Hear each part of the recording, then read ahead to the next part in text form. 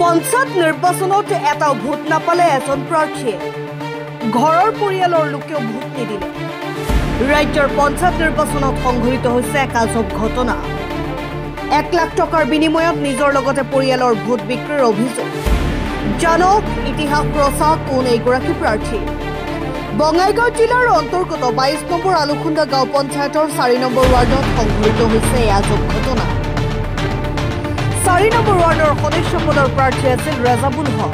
এই ৰেজাবুল হকে সংঘটিত কৰিলে ইতিহাসৰ পাতত নোহোৱা নোখোজা ঘটনা। লাখ টকাৰ বিনিময়ত নিজৰ লগতে পৰিয়ালৰ ভোট বিক্ৰী কৰাৰ অভিযোগ ৰেজাবুল হকৰ বিৰুদ্ধে।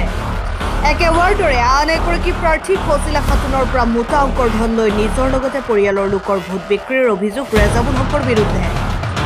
পুনৰ এবাৰ জনসংবাদ অসমৰ দৰ্শকসকলক জনাইছো এটা অত্যন্ত গুৰুত্বপূৰ্ণ খবৰ। পঞ্চায়ত নিৰ্বাচনত এটা ভোট নাপালে এজন প্ৰাৰ্থীয়ে ঘৰৰ পৰিয়ালৰ লোকেও ভোট নিদিলে ৰেজাবুল হকক। ৰাজ্যৰ পঞ্চায়ত নিৰ্বাচনত সংঘটিত হৈছে এক আজব ঘটনা। 1 লাখ টকাৰ বিনিময়ত নিজৰ লগতে পৰিয়ালৰ ভোট বিক্ৰীৰ অভিযোগ। জানক ইতিহাস ৰচা কোন এইগৰাকী প্ৰাৰ্থী। বঙাইগাঁও জিলাৰ অন্তৰ্গত 22 নম্বৰ আলুখুন্দা গাঁও পঞ্চায়তৰ 4 নম্বৰ ৱাৰ্ডত সংঘটিত হৈছে এই আজব ঘটনা। 4 নম্বৰ ৱাৰ্ডৰ সদস্য পদৰ প্ৰাৰ্থী আছিল ৰেজাবুল হক। এই ৰেজাবুল হকে সংঘটিত কৰিলে ইতিহাসৰ পাতত নোহোৱা নোখোজা ঘটনা।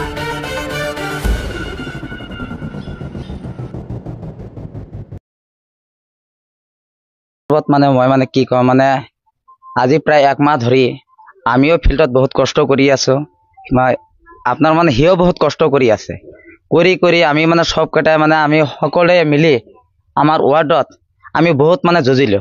যুঁজাৰ পিছত মোটামুটি 1 সপ্তাহমান আগত তেওঁ ৰেজাউল সেইটো ল'ৰা যিয়ে কেণ্ডিডেট আছিল, সিয়ে নিজে আমাৰ ৱাৰ্ডৰ আপনাৰ যিটো ফজিলা খাতুন আছিল, তেওঁৰ পৰা 1 লাখ টকা এগ্ৰিমেণ্ট হিচাপে সি পইচা লৈছে। সেইটো প্ৰমাণ মোৰ লগত এতিয়ালৈকে প্ৰুফ আছে। এতিয়াই যদি আপোনালোকে প্ৰুফটো খোজে মই এতিয়াই প্ৰুফ দিম। এইটো মই ইয়াতে থিয় হৈ আছো, মই ইয়াৰ পৰা মই প্ৰুফটো দিম।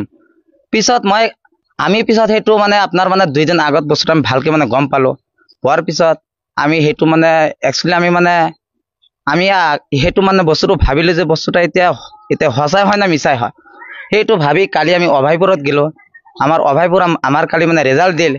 পিছত তাতে ৰেজাল্ট হোৱাৰ পিছত আমি বাকি 5জন কেণ্ডিডেট আছিলো। মই সেই তাতে ভোট পালো 154টা মই সেই তাতে ভোট পালো। কিন্তু ইয়াৰ বাকচত এটা ভোটো নাই। তেনেহলে যদি ইয়াৰ বাকচত যদি ভোট নাই, তেওঁৰ যেহেতু তেওঁ এতিয়ালৈকে সিয়ে কেণ্ডিডেট, তেওঁৰ ৱাইফ আছে, তেওঁৰ দেউতা আছে, তেওঁৰ দুটা আপনাৰ তেওঁৰ যেটো দেউতা সি আপনাৰ বিয়া পাতিছে 2টা।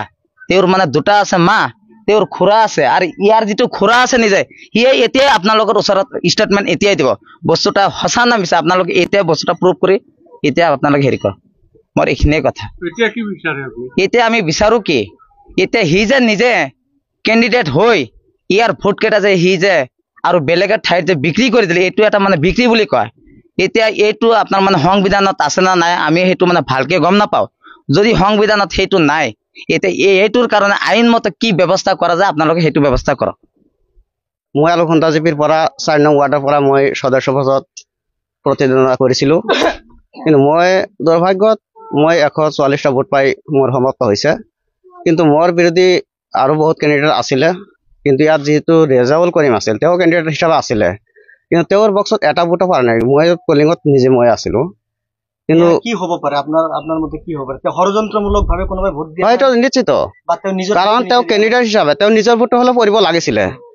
তেওঁৰ মাক দেউতা সেইখিনিও পৰিব লাগিছিল। যদি পৰা নাই নিশ্চয় কোনো ষড়যন্ত্ৰ আছে। এইখিনি পুৰা সন্দেহজনক কথা। নাই এই কোনো কমপ্লেইন কৰা নাছিল।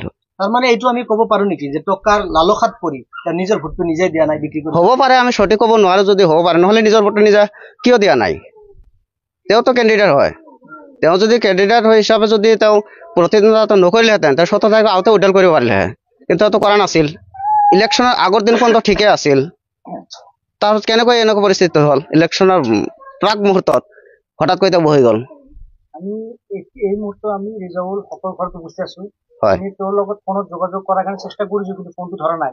আমাক এৰাই চলিছে, কি ক'ব? সাংবাদিক এৰাই চলিছে, কি ক'ব? এতিয়া আপোনালোকে এইটো কিবা চিন্তা চৰ্চা কৰক। কিন্তু মই যিখিনি ক'ব লাগে সেইখিনি ক'লো। ইয়াত হয়তো মই ভালকে আৰু বেছি কিছু নাজানো, যাৰ কাৰণে মই আৰু ক'ব নোৱাৰিম।